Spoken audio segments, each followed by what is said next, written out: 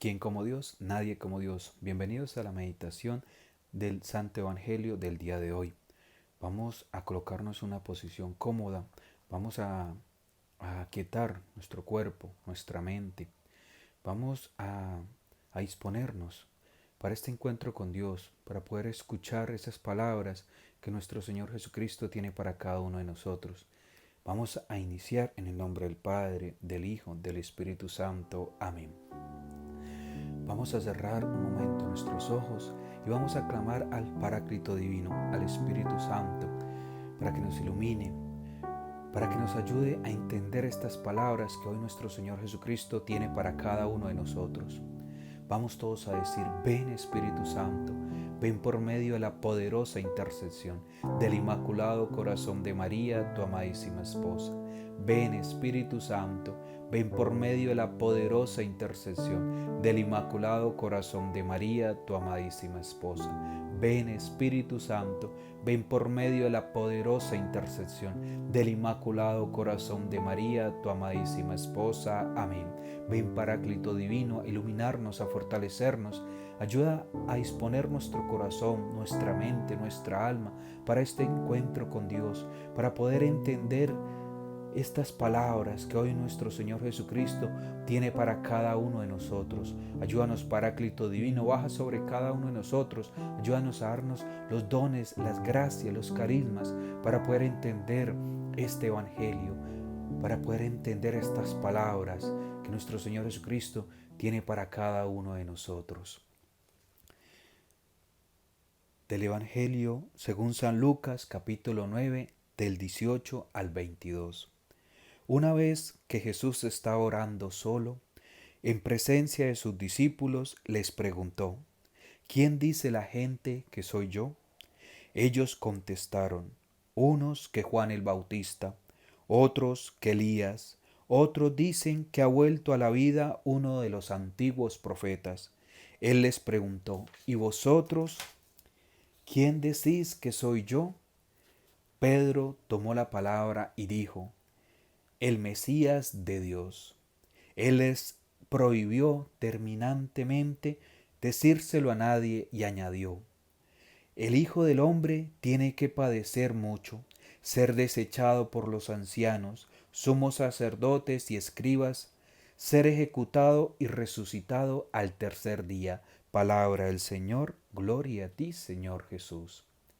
En el día de hoy vamos a tomar 6 puntos para poder meditar este Evangelio. El primero: Jesús estaba orando.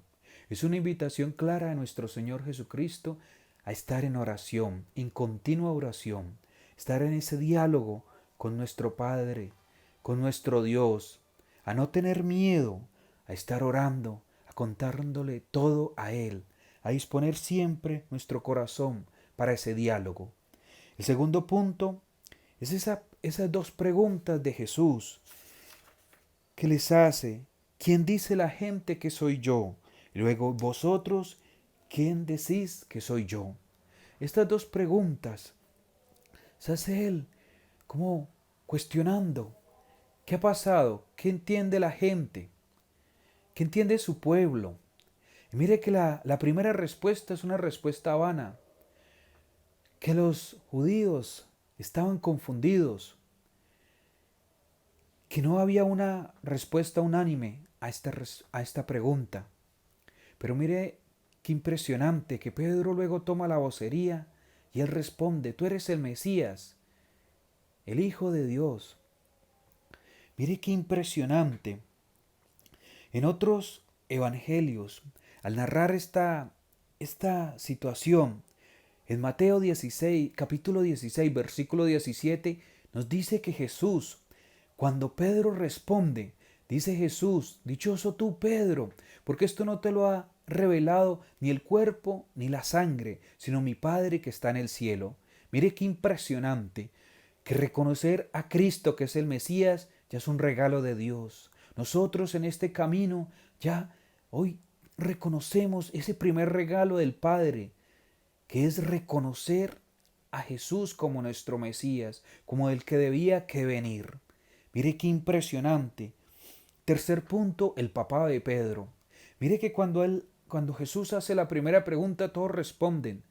Como cuando un profesor hace la pregunta a unos niños de primaria, todos responden a una sola voz, pero atropellándose uno al otro, ¿sí? Sin ninguna vocería, pero cuando hace la segunda pregunta, cuando le pregunta a ellos específicamente, Pedro sale adelante. Mire que siempre en todos los evangelios el apóstol que más habla es Pedro, siempre mostrando ese liderazgo, siempre mostrando que él era el primero entre los discípulos. Él era la figura de la iglesia. Y ahí Jesús nos está invitando a seguir a la iglesia, a acompañarla en estos momentos que está siendo tan atacada, que está poniéndose en prueba su doctrina, su palabra, que todos lo cuestionan. Tenemos que estar firmes en nuestra fe, siguiendo a la iglesia, porque fue la iglesia que fundó Cristo por medio de la cabeza de Pedro. Pedro es el primer papa. Y hasta hoy, hasta el Papa Francisco, tenemos 266 papas ratificando esa iglesia que Cristo fundó. El cuarto punto es la voluntad de Dios. Mire que después de que ellos le revelan, de que Pedro dice que Él es el Mesías, Jesús les prohíbe que digan esto a los Mesías, que le diga que Él es el Mesías a los judíos, para poder seguir esa voluntad de Dios. Porque la voluntad de Dios era que el Mesías debía que ser sacrificado en la cruz, debía que ser ofrecido al Padre en la cruz, como ese Cordero divino, como ese verdadero Cordero de Dios.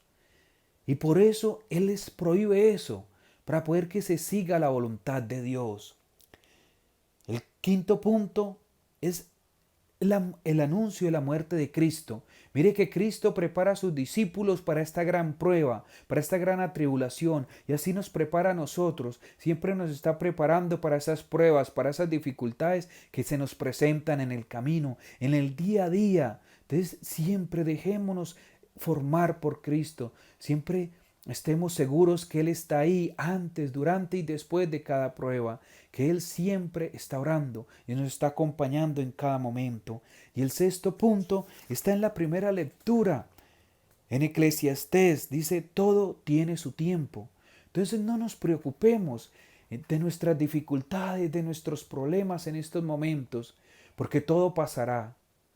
Mantengámonos en oración, en ese constante diálogo con Dios, a entregarnos a Él en cada momento, en cada instante, a no desfallecer en nuestra oración. Y volvemos al principio, a orar. Esa invitación de Jesús a orar, a estar en constante oración, estar en constante diálogo con el Padre. No nos desanimémonos y continuemos adelante en este caminar, en estas pruebas, en esta lucha, porque nuestra recompensa es el cielo, la vida eterna. Y después de Dios, nadie como María.